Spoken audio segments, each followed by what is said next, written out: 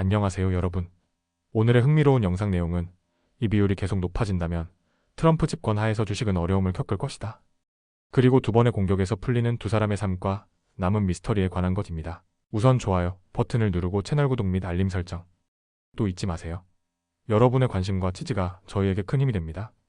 첫 영상은 월스트리트 저널의 최신 기사를 바탕으로 2025년 미국 주식시장에 큰 영향을 미칠 수 있는 미국 국채 수익률 상승과 트럼프 행정부 정책에 대해 이야기해보려고 합니다. 과연 주식시장이 어떤 방향으로 흘러갈지, 그리고 왜 투자자들이 지금 긴장하고 있는지 자세히 설명드리겠습니다. 바로 시작할게요. 첫째, 국채 수익률 상승과 시장 우려. 먼저 최근 미국 국채 수익률이 급격히 상승하면서 시장에 불안감을 주고 있습니다. 특히 10년 만기 국채 수익률이 4.6%를 넘어서며 2024년 이후 가장 큰 연간 상승폭을 기록했는데요. 이 수익률은 단순한 숫자가 아닙니다. 왜 중요하냐면 이게 모기지 금리, 자동차 대출, 그리고 기업 차입 비용 같은 주요 금리의 기준 역할을 하기 때문이죠. 국채 수익률이 오르면 기업들은 더 비싼 금리로 자금을 조달해야 하고 이는 곧 주가 하락으로 이어질 수 있습니다. 특히 성장주, 기술주 같은 미래 수익에 대한 기대가 높은 주식은 큰 타격을 받을 수밖에 없습니다. 둘째, 트럼프 행정부 정책과 재정 우려. 두 번째로 11월 선거에서 공화당이 큰 승리를 거두며 트럼프가 재집권하게 되었는데요.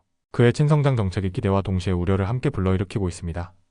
트럼프 행정부는 세금이나 관세 인상, 이민 제한 같은 정책을 펼칠 예정인데 이런 정책들이 재정 적자를 더 악화시킬 수 있다는 걱정이 있습니다.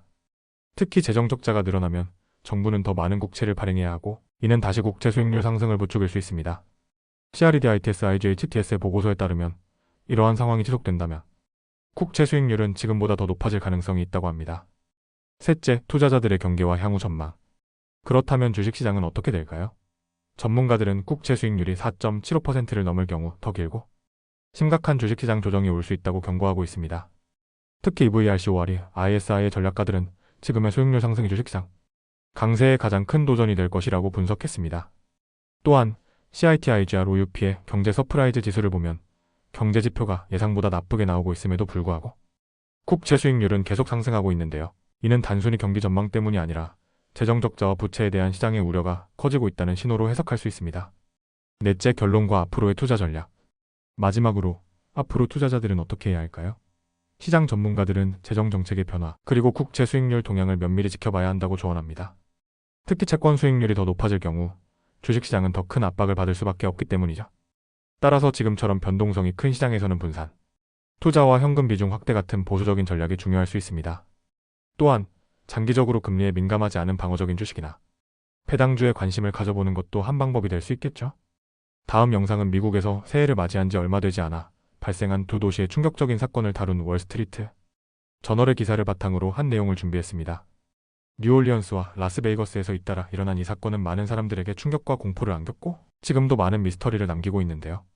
이 사건의 전말과 배경, 그리고 남겨진 의문점에 대해 차근차근 살펴보겠습니다. 첫째, 사건 개요. 뉴올리언스에서의 비극. 먼저 뉴올리언스에서 일어난 사건입니다. 새해 전날 뉴올리언스는 축제 분위기로 가득 차 있었지만 갑작스러운 비극이 찾아왔습니다. 당시 42세의 참전 용사였던 샴수드 딘자바르가 차량을 이용해 군중 속으로 돌진하며 최소 14명이 사망하고 수십 명이 부상을 입었습니다.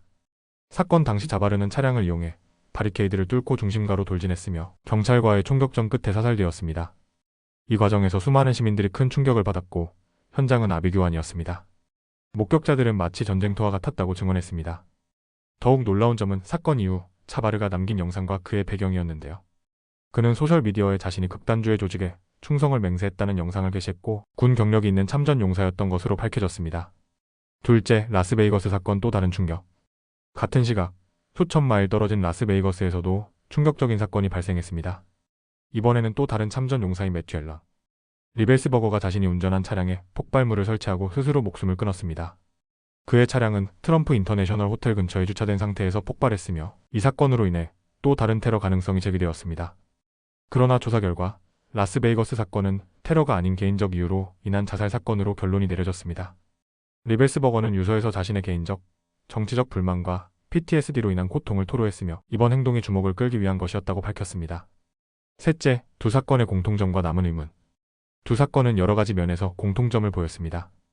두 사람 모두 참전 용사였고 차량을 이용한 공격을 시도했으며 사회적 불만을 가진 것으로 보였는데요. 하지만 당국은 이 두 사건 사이에 직접적인 연관성은 없었다고 결론 내렸습니다. 뉴올리언스의 자바르는 극단주의의 영감을 받아 행동했지만 라스베이거스의 리벨스버거는 개인적인 이유로 타살을 시도한 것이었습니다. 넷째, 사건 이후 도시의 분위기와 대처.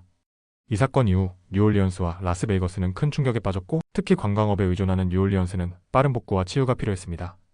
뉴올리언스 당국은 사건 현장 주변에 추모 공간을 마련하고 시민들에게 안전을 보장하기 위한 추가 보안 조치를 시행했습니다. 또한 경찰은 이번 사건을 계기로 대규모 행사에 대한 보안 강화 계획을 발표했으며 주요 관광지에 대한 접근을 제한하는 등의 대책을 마련했습니다.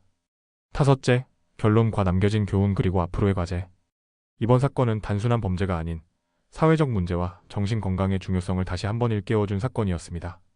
두 명의 참전 용사가 각각 다른 이유로 비극을 일으켰다는 점에서 참전 용사들이 겪는 심리적 고통과 사회의 지원 부족이 심각한 문제로 떠올랐습니다. 앞으로도 이런 비극이 반복되지 않도록 참전 용사에 대한 사회적 지원과 정신 건강 문제 해결에 더 많은 관심과 노력이 필요할 것입니다. 이렇게 새해 초에 발생한 뉴올리언스와 라스베이거스 사건에 대해 알아봤습니다. 비극적인 사건이었지만 이를 통해 우리가 무엇을 배워야 할지 함께 생각해보는 시간이 되었으면 좋겠습니다. 오늘은 여기까지입니다. 다음 영상에서 더 유익하고 흥미로운 내용으로 찾아뵙겠습니다. 이 영상은 투자 의견이 아닙니다. 매우 감사합니다.